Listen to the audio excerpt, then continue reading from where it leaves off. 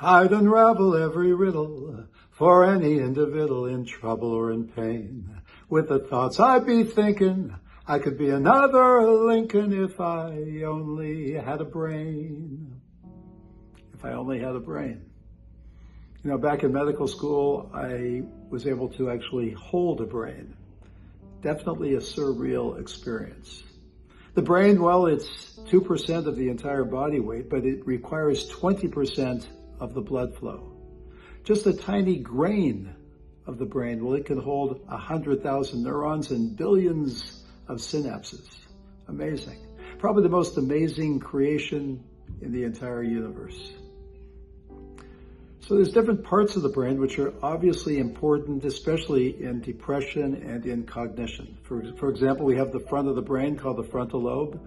That's where you do executive functioning and decision-making, rational thinking. There's the hippocampus, which is in charge of memory. Near the hippocampus is the amygdala, which is the emotional center of the brain. Then you have the thalamus. It's the part that's it's like a relay station for sensory and emotional processing. And then there's the hypothalamus, where it helps to release hormones, which are important with sleep, appetite, and energy.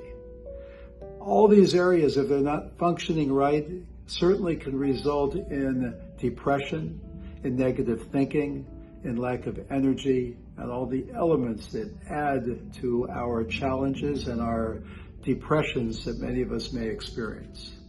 Why? I could tell you why the ocean's near the shore. Yep. If I had a brain, I definitely could tell you why the ocean is near the shore. So now let's look at brain health, the things that we should avoid and the things that we should be doing.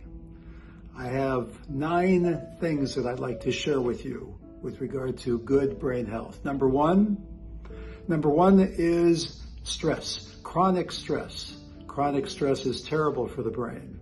It releases high levels of cortisol, which can do major damage, especially on the area called the hippocampus, which is in charge of memory.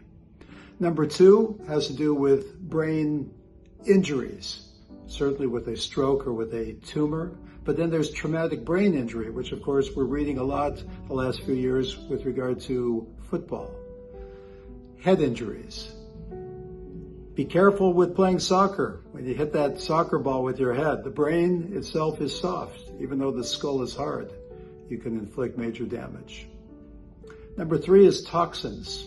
Certain things that are poisonous, to be strong, to the brain. Things like illegal drugs, too much caffeine, alcohol, cigarettes, marijuana, painkillers can incur major damage to the cells of the brain. Number 4, sleep. Of course, we need sleep. It's so important. Most people, they need to have at least 7 to 9 hours of sleep per night.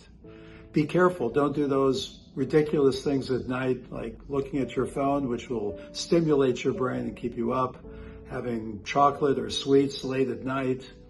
Try to go to bed at the same time and get up at the same time. Number 5 is to have a good diet.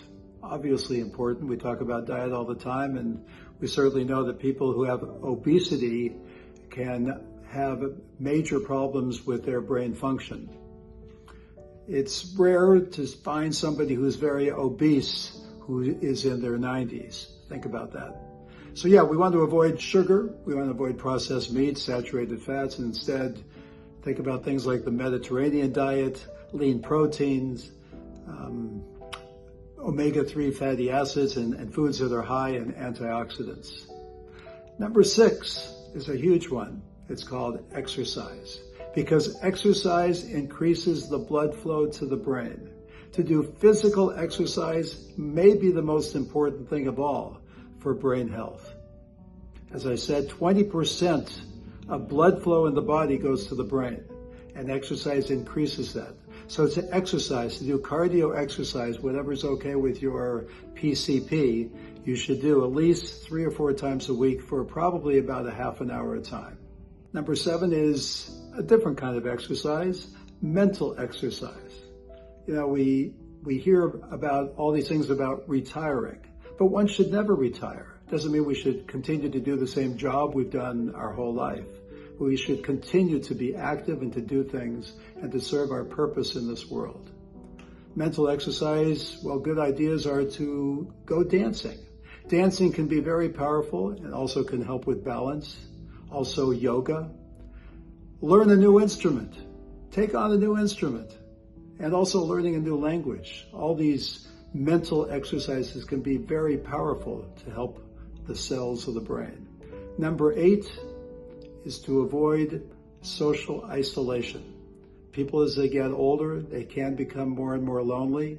And as people become more and more lonely and they're sort of stuck in themselves, then their brain is not moving, they aren't relating to others. We need to avoid being socially isolative. Even if you are feeling down in the dumps, feeling like you don't want to be doing much to be with other people, lacking that motivation, you need to force yourself, get yourself into action mode, and get yourself out and join groups, get together with people. It can be very powerful. Number 9, well, number 9 is the essence of who we really are. It's our soul. When we wake up every day, connected to that part of us, knowing why we are here and what our purpose is, nothing could be stronger than that. To wake up with a sense of gratitude for all the blessings, all the good things that we have, and to be in touch with that can certainly engender positive energy, which is fantastic for our brain cells, our brain health. You know, they say the soul is sort of everywhere there in our body, essentially, but it's most revealed in the brain, because the brain is the control center for the rest of the body, our soul. So in closing, I would not be just a nothing, my head all full of stuffing, my heart all full of pain. I would dance and be merry, life would be a ding-a-dairy if I only had a brain. If I only had a brain. Yep, so take care of your brain.